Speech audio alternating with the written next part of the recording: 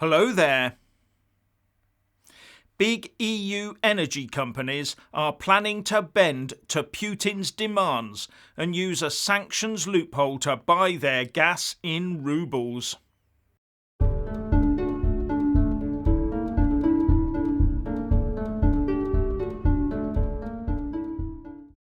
Now, if the roles were reversed and it was Brexit UK propping up the Putin war machine by not only purchasing Russian gas, but also effectively buying the stuff in roubles, Brussels would already have stuck its nose in the air and slapped all sorts of sanctions on the UK.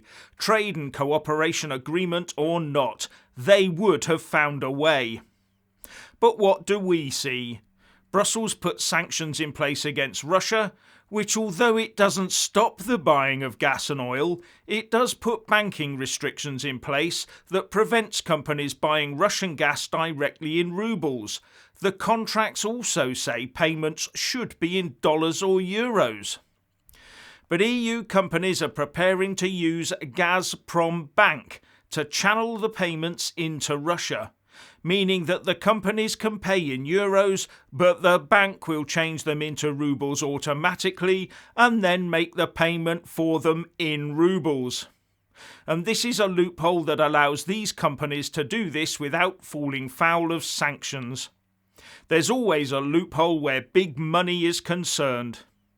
So what they're doing is selling off euros to buy roubles, and as a result they are strengthening the ruble.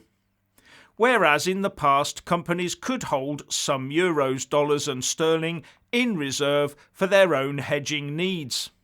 And the decision by EU companies to comply with Putin's demands may have been influenced after Putin shut off gas supplies to Poland and Bulgaria in response to their refusal to comply with paying in roubles, and for the help those two countries have given war-torn Ukraine.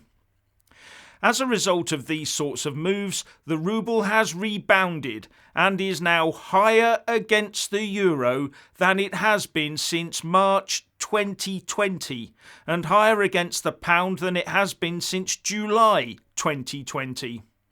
Although if I was in Russia right now, I'm not sure I'd be happy with being forced to only deal in roubles. I would probably quite like the option of holding foreign currencies in reserve. Anyway, this increase in the value of the ruble can only increase the Putin war machine purchasing power. So by kowtowing to Russian demands to pay for gas through a specific bank, it's only empowering Russia. But all this could well be a breach by Russia of the contracts they have in place for the purchase of gas, and that would have a massive impact on what was left of Russia's shredded standing within the international trading community. Who could ever trust them again? Who would ever set up a new contract with them?